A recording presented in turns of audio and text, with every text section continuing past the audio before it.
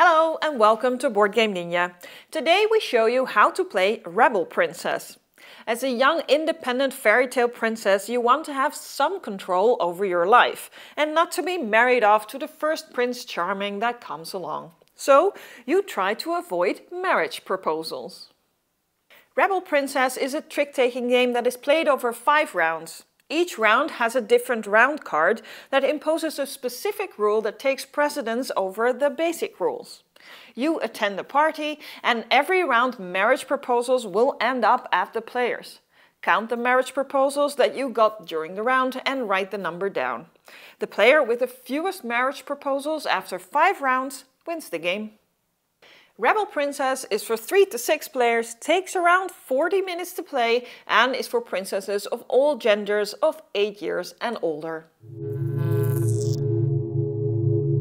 There are 4 suits: queens, fairies, pets and princes. Depending on the number of players, you leave some cards in the box. This is explained in the rulebook. Shuffle the remaining cards and deal them evenly among the players. Each player chooses a princess to play.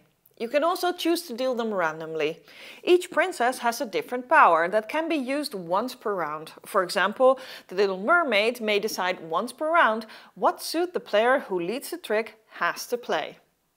Prepare the party you are attending. Choose 5 round cards or draw them at random. Shuffle them and place them face down in a row on the table. These round cards determine the playing conditions for the round. On these cards is a letter and a name that corresponds to an entry in the rulebook which indicates the effect of the card. For instance, the single fairy lets you eliminate 1 marriage proposal for every card from the fairy suit that you cut at the end of the round. You can even score negative points if you gather enough fairies. And the royal decree states that for the coming round, all cards from the queen suit will win the trick. Last, this number with an arrow tells you how many cards you give to your neighbor on which side at the start of the round. Decide on a starting player and you are ready to play. Start the round by flipping the next round card face up and read its effect. Give a number of cards from your hand to your neighbor, to your right or to your left. The start player starts the trick by playing a card face up. This is the leading suit. Princes are not invited to the party, so you cannot start a trick with a prince.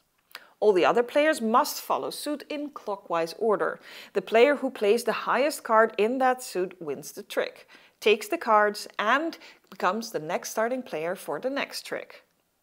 If you cannot follow suit, you can play another suit. This is called being void. Now you can get rid of your princes. Once a player has played a prince, the princes have sneaked into the party and you are allowed to start the trick with a prince from now on in this round. Don't forget to activate your princess when you need to.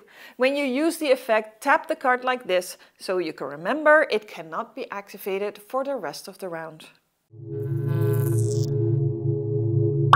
When all the cards have been played, the round ends. All players count the princes in the tricks that they have won. Each prince is worth 1 point. There is 1 dark horse, or better said, dark frog, from the pets deck. This is in reality a bewitched prince, and the unlucky fellow is worth 5 points. Note the points on the score pad and prepare the deck for a new round by shuffling all the cards. Deal them all to the players and turn a new round card face up. Your exhausted princesses are reactivated and the player who won the last trick before the round ended starts the new trick. With 5 rounds completed, the game ends. Add all the points from the 5 rounds and the player with the least points is the most undateable princess of the party. The ever-changing victory conditions make Rebel Princess a fun and surprisingly hard trick-taking game. Thank you for watching and please subscribe to our channel and give a like if you enjoyed this video. Bye!